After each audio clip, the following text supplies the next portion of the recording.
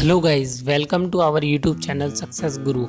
हम हर हफ्ते आपके लिए मोटिवेशनल और स्टडी से रिलेटेड वीडियोस लेकर आते हैं। आज हम जिस शख्सियत की बात करने जा रहे हैं उनका जीवन औरों के लिए बहुत ही इंस्पिरेशनल है। उन्होंने अपनी पढ़ाई परिस्थितिवश तीसरी कक्षा में ही छोड़नी पड़ी, परंतु उनके कविताओं के ऊपर 5 से भी अधिक पीएचडी थीसिस लिखी जा चुकी हैं तथा वे भारत के सर्वोच्च सम्मानों में से एक पद्मश्री से भी नवाजे जा चुके हैं।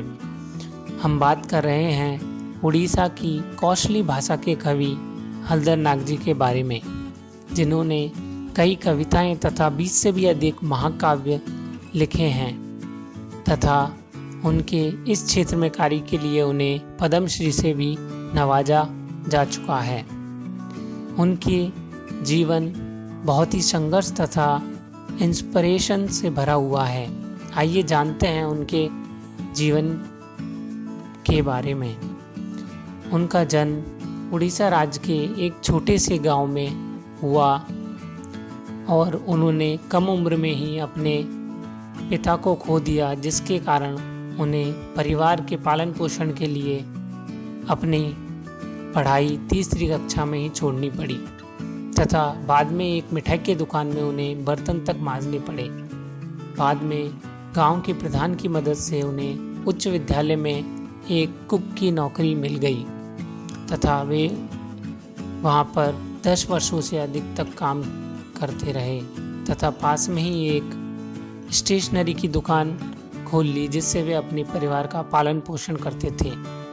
हलधर नाग जी का झुकाव उड़ीसा के लोकगीतों तथा उनकी कविताओं में काफ़ी रहा, जिसके कारण उनकी इस क्षेत्र में रुचि जागने लगी। हलधर नाग जी के मुताबिक हर कोई कवि है, परंतु कुछ ही के पास कला होती है जो इसे अलग आकार दे पाए। हलधर नाग जी अपने पैरों में कुछ भी नहीं पहनते तथा सादगी पसंद इस कवि का ड्रेस कोड धोती और बनियान है। हलधर नाग जी की कविताओं में सामान्य दैनिक जीवन की स्थिति, सामाजिक मुद्दे, प्रकृति, धर्म और लड़ाई उत्पीड़न के मुद्दे शामिल होते हैं। इनकी कविताओं और इनके कार्य के बारे में बीबीसी ने भी एक शॉर्ट फिल्म बनाई है तथा इनके कार्यों को प्रसिद्धि तब प्राप्त हुई जब इन्होंने अपनी कविताओं को पत्रिका में प्रकाशन के लिए भेजा। 1990 में इनकी पहली कविता छोड़ो बरछाल प्रकाशित हुई। बाद में इन्होंने कई कविताएं और महाकाव्य लिखे।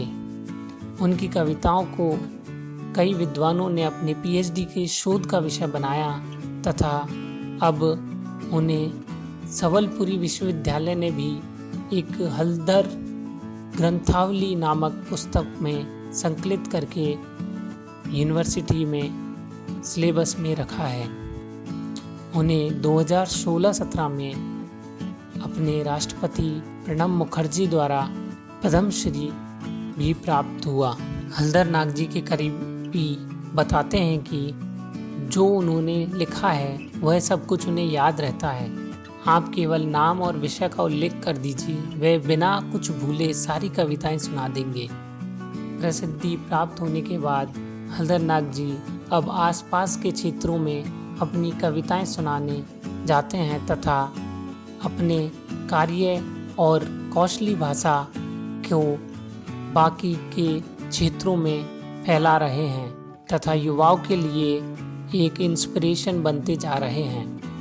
तीसरी कक्षा तक पढ़ाई करने के बावजूद भी जिस प्रकार उन्होंने पद्मश्री तक के सफ़र को तय किया, यह बहुत ही मोटिवेशनल और इंस्पिरेशन देने वाला है। अतः कोई भी कार्य असंभव नहीं है, यह सोचकर हमें अपने जीवन में अपने लक्ष्य की तरफ संघर्ष करते रहना चाहिए। इसी के साथ मैं आपसे विदा लेता हूँ। अगर आपको यह वीडियो पसंद आई है तो इसे लाइक करें तथा कमेंट में अपनी राय ज़रूर दें और जिन्होंने भी हमारे चैनल को सब्सक्राइब नहीं किया है वो कृपया सब्सक्राइब